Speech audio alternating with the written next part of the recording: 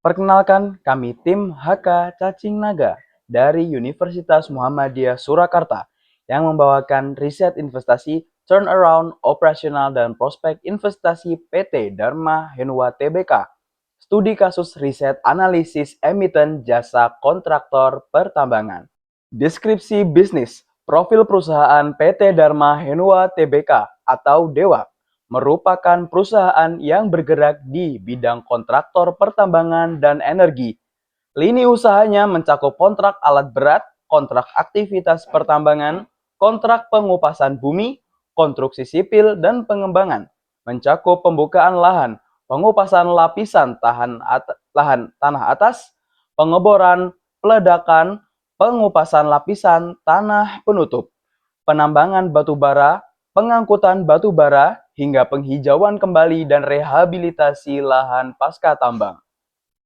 Perusahaan ini didirikan pada 8 Oktober 1991 dengan nama awal PT Hue Indonesia dan pada tahun 1996 mengubah statusnya menjadi emiten PMA, penanaman modal asing, setelah diakuisisi Henry Walker Group Limited. Perubahan nama menjadi Dharma Henua pada tahun 2005 dan mendapat izin usaha tetap pada 2001 dan secara resmi melantai di Bursa Efek Indonesia pada 26 September 2007 sebanyak 3 miliar 1.550 juta 128 lembar saham dengan harga IPO Rp335. Model bisnis PT Dharma Henua Tbk dasarnya yaitu perusahaan kontraktor pihak ketiga untuk mengelola pertambangan. Dewa memperoleh pendapatan dari jasa penambangan dan akan diakui ketika telah memenuhi pelaksanaan kewajiban. PT Dharma Henua Tbk memiliki karakter yang lebih dekat ke industrial, servis yang sensitif pada volume pekerjaan, utilisasi alat, dan produktivitas armada dibandingkan dengan murni pada batu bara. Risiko investasi. 1. Konsentrasi pelanggan. Risiko perusahaan Dewa tergolong tinggi karena bisnisnya terkonsentrasi pada pihak ketiga. Pada laporan 2024, pendapatan dari pihak berelasi mencapai 5,747 triliun rupiah. Laporan tahunan juga menyatakan KPC dan Arutmin sebagai pengguna jasa terbesar dengan kontribusi pendapatan 95,27% dan piutang usaha 73,21%. Jika ada masalah pada kontrak, maka akan berdampak pada pendapatan dan piutang usaha.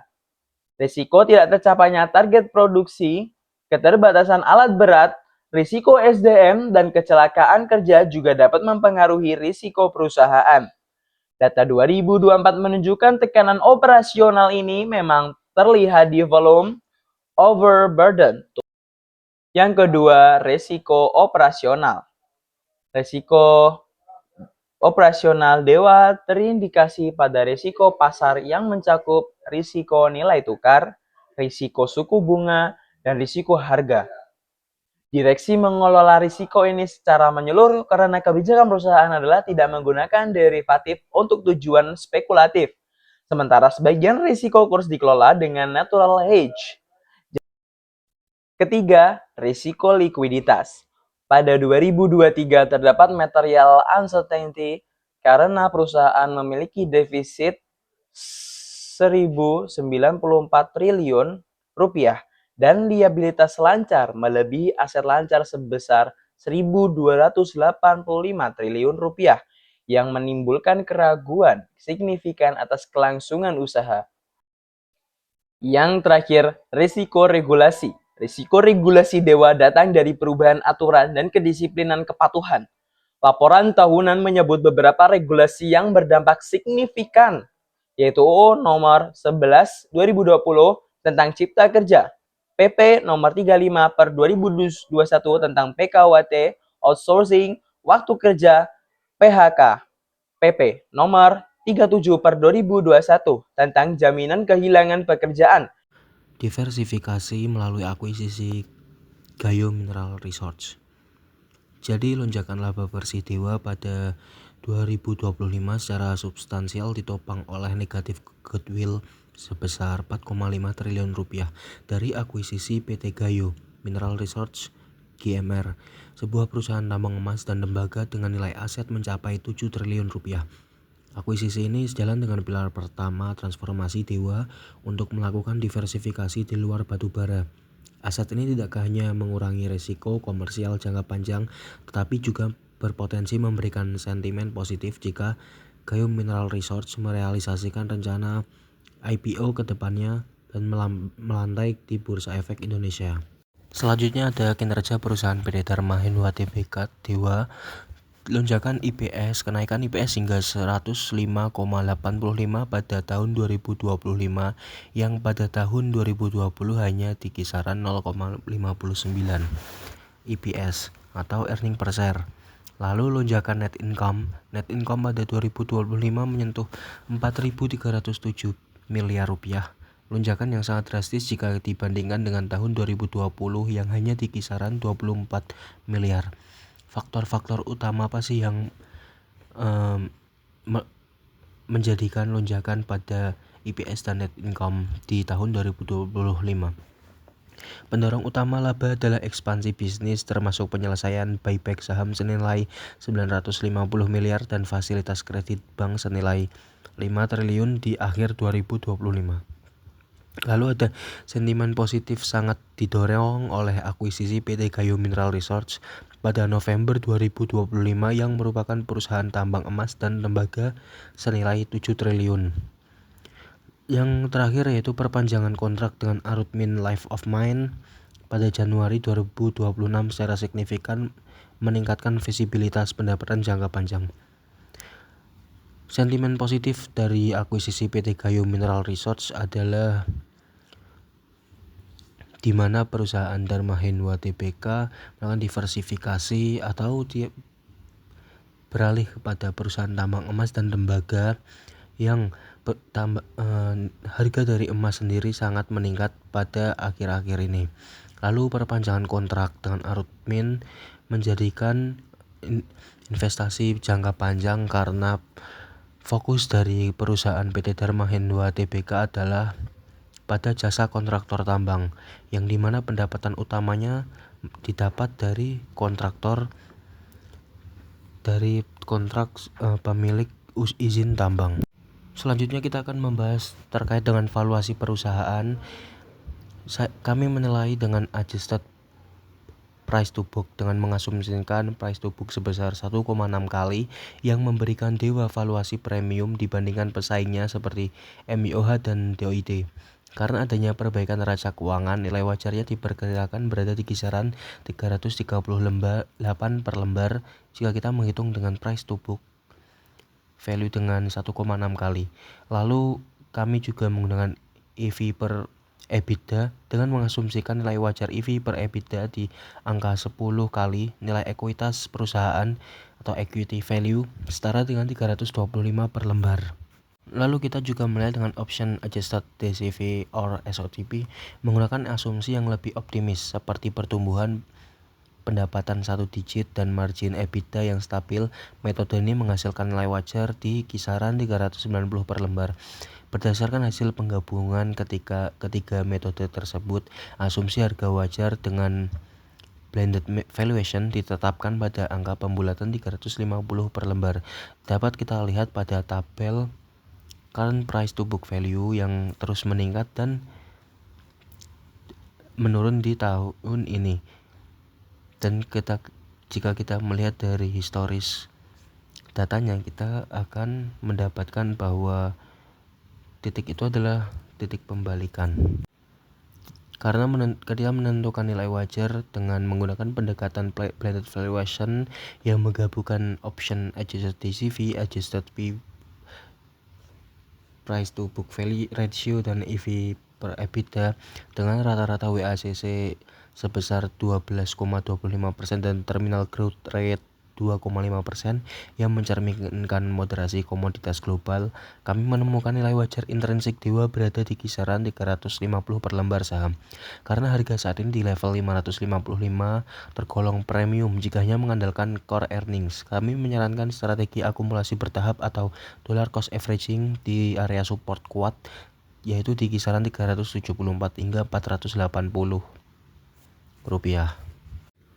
Dari analisis keuangan yang kami peroleh dari laporan keuangan tahunan Dewa dari tahun 2020 hingga 2025, kita menilai beberapa poin penting. Yang pertama yaitu pendapatan atau revenue yang naik di 5,89% years on years dari 6,03 triliun pada 2024 menjadi 6,39 triliun pada tahun 2025. Lalu laba bersih yang melonjak drastis sebesar 1,792% dari 55 miliar di 2024 menjadi 4.307 miliar pada tahun 2025.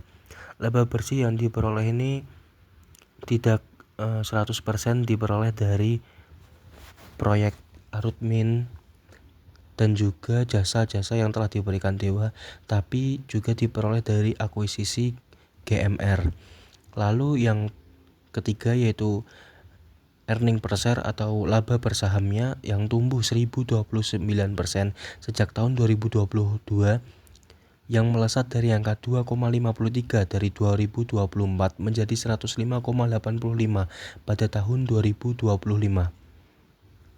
Lalu likuiditas kas melonjak dari 346 miliar 2024 menjadi 1,59 triliun pada tahun 2025, memperbaiki current ratio dari 0,76 kali ke zona aman 1,15 kali. Lalu rasio utang total debt to equity ratio atau DER berhasil diperbaiki dari 1,81 kali pada 2024 menjadi 0,95 kali pada tahun 2025. Hal ini adalah DER yang paling kecil jika kita bandingkan dari tahun 2020 yang dimana DER-nya di kisaran 1,04,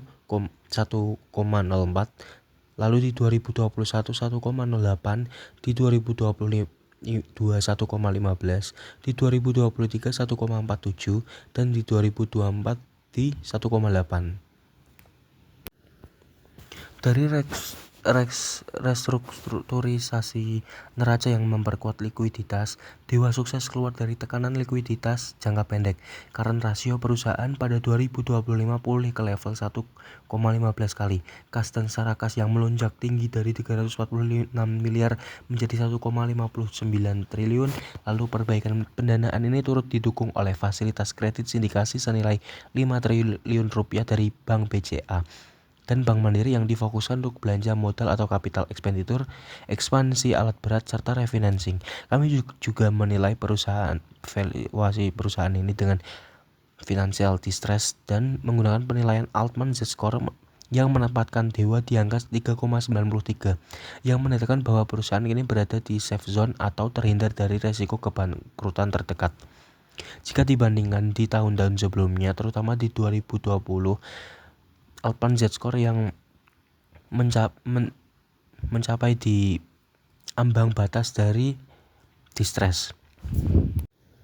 Sebagai kesimpulan, meskipun harga saham Dewa saat ini merefleksikan optimisme pasar yang tinggi terhadap narasi ekspansi, fundamental inti perusahaan menunjukkan turnaround yang nyata.